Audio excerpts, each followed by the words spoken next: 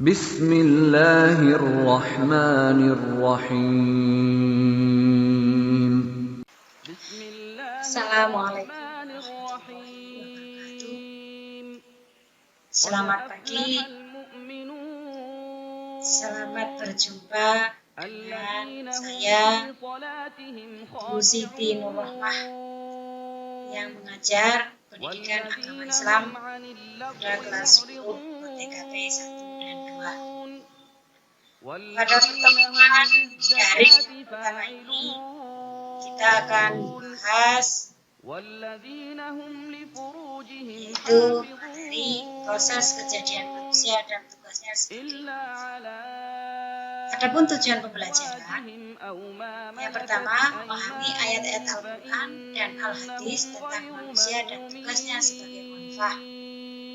Kedua, memahami ayat-ayat Al-Quran dan Al-Hadis tentang keikhlasan dalam beribadah.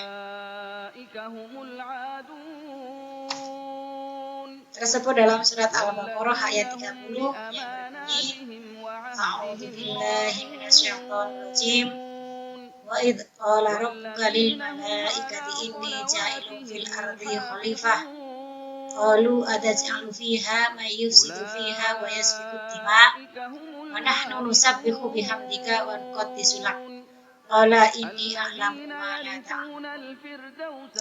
Yang artinya, ingatlah ketika Tuhanmu berfirman kepada para malaikat, sesungguhnya aku hendak menjadikan seorang khalifah di muka bumi.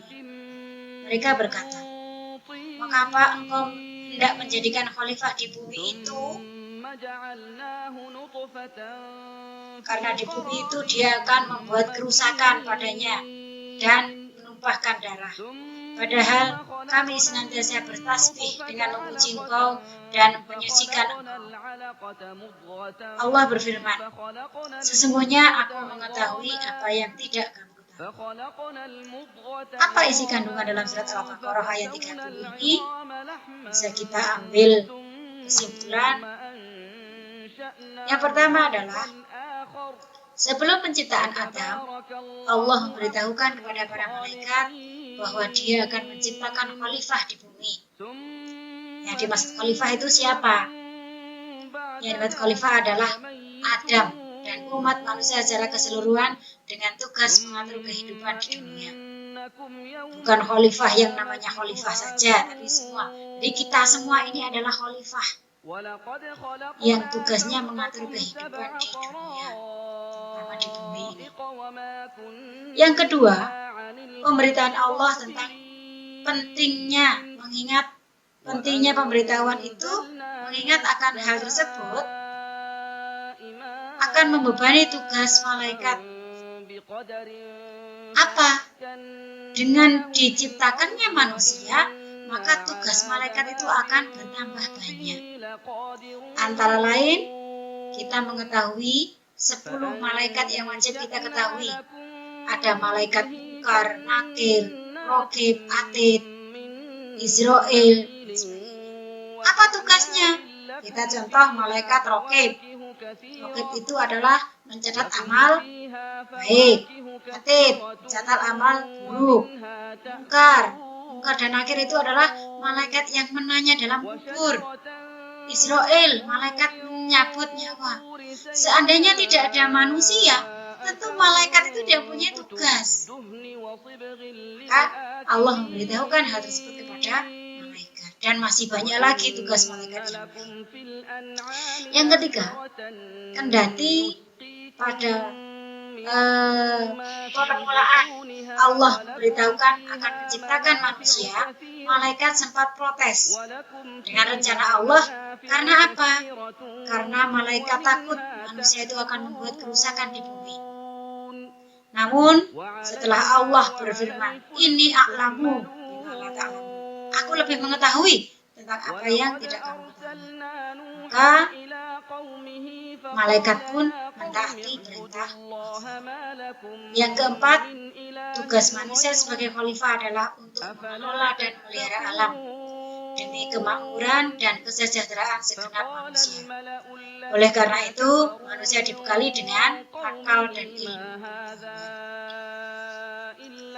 Yang kelima, manusia dapat melaksanakan tugas mulia tersebut apabila ia menggunakan akal dan kemampuannya untuk menjadi lebih baik. Jadi kita sebagai manusia itu diwajibkan untuk melaksanakan tugas mulia itu. Menggunakan apa? Akal kita, ilmu kita. Selain itu juga harus dengan senantiasa mengingat Allah, melaksanakan semua perintahnya dan menjauhi semua larangannya.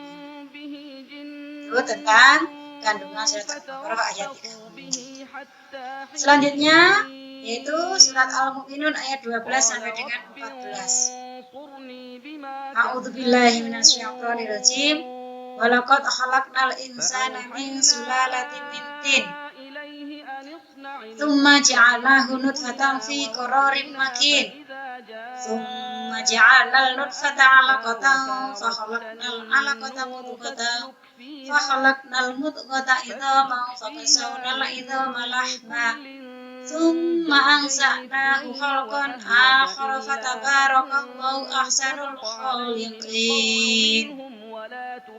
Dan sesungguhnya kami telah menciptakan manusia dari suatu saripati yang berasal dari tanah. Siapakah dia? Dia adalah Nabi Adam. Nabi Adam itu diciptakan dari tanah.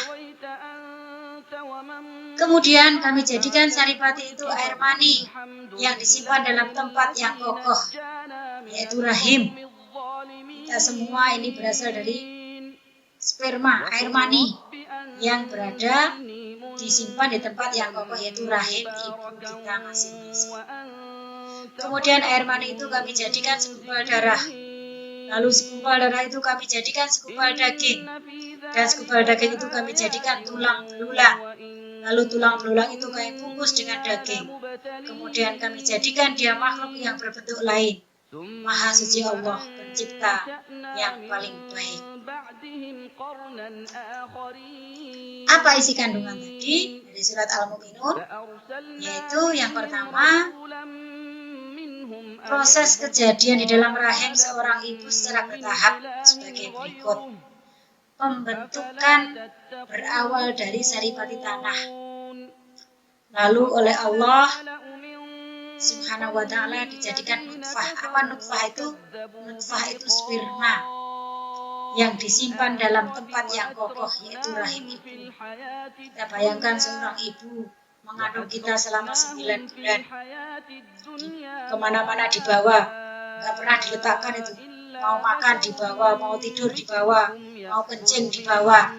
Maka kita harus selalu berbakti kepada seorang ibu dan juga ayah. Yang kedua, dari nutfah atau sperma dijadikanlah alaqah yang berbentuk segumpal darah. Dari proses dari sperma ke segumpal darah itu makan waktu berapa hari? Yaitu 40 hari. Dari sperma menjadikan alaqah atau segumpal darah itu selama 40 hari. Dari alaqah dijadikanlah mudghah, yaitu segumpal daging. Berapa hari? Dari alaqah dijadikan mudghah, segumpal daging, sama 40 hari. Jadi 80 hari. Sperma jadi darah 40, darah jadi daging 40. Lalu dari mudghah dijadikanlah idlam, yaitu diberi tulang belulang. Kemudian tulang belulang itu dibalut oleh daging. Ya, yang kemudian Allah mewujudkannya menjadi makhluk yang sempurna, yaitu manusia. Dari mudghah ke idlam atau diberi tulang belulang itu berumur 40 hari lagi. Nah, setelah ada idlam tulang belulang lalu dibalut oleh daging, di sanalah Allah meniupkan roh kepada janin tadi. Allah menetapkan takdir, nasib, jodoh, rezeki dan semuanya itu ketika sperma jadi alaqah, alaqah jadi mudghah, mudghah jadi idlam, yaitu yang telah berumur 120 hari.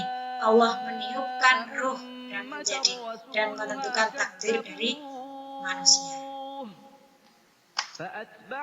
Selanjutnya surat Al-Dzariyat ayat 56. Wa ma khalaqtul jinna wal insa illa liya'budun. Dan aku tidak menciptakan jin dan manusia melainkan supaya mereka menyembahku.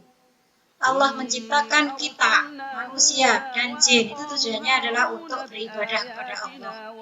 Maka ketika ada manusia yang nggak mau beribadah, maka mereka melalaikan tugas yang utama.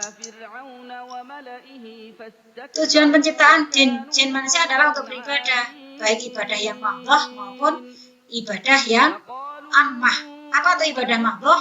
Ibadah yang sudah ditentukan oleh Allah dan Rasulnya, baik bentuk, kadar, dan waktunya. Misal, sholat, waktunya berapa kali dalam sehari? 5. Puasa, bagaimana cara berpuasa? Haji, bagaimana? Itu namanya ibadah-ibadah mahdhah. Lalu apa ibadah ammah? Ibadah ammah adalah segala aktivitas manusia yang dimaksudkannya untuk mendekatkan diri kepada Allah. Mencari ilmu tujuannya mendekatkan diri pada Allah, itu ibadah.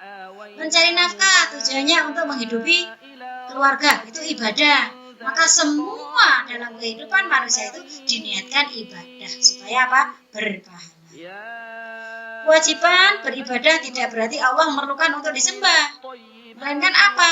Melainkan sudah kewajiban manusia sebagai hambanya beribadah merupakan kepentingan manusia itu sendiri. Selain kewajiban, kita sudah beribadah sebagai wujud syukur kita kepada Allah. Nah, setelah kita ibadah, Allah memberikan nikmat lagi. Apa itu? Ketika kita banyak beribadah, maka nanti Allah akan membalas kebaikan kita dengan surga. Nah, maka agar ibadah kita benar-benar diterima oleh Allah, maka harus apa? Harus sesuai dengan tuntunan. Tuntunan siapa? Tuntunan Rasul. Nah, kita sebagai umat Nabi Muhammad berarti harus sesuai dengan ajaran Nabi Muhammad SAW. Nah, sekian dulu pertemuan pada kali ini. Silakan nanti kalian mengisi absensi yang ada di bawah ini dan menjawab sedikit soal yang ada di sana. Selamat mengerjakan, semoga kita diberikan kesehatan, hidayah, dan diberikan ketetapan iman kepada kita semua.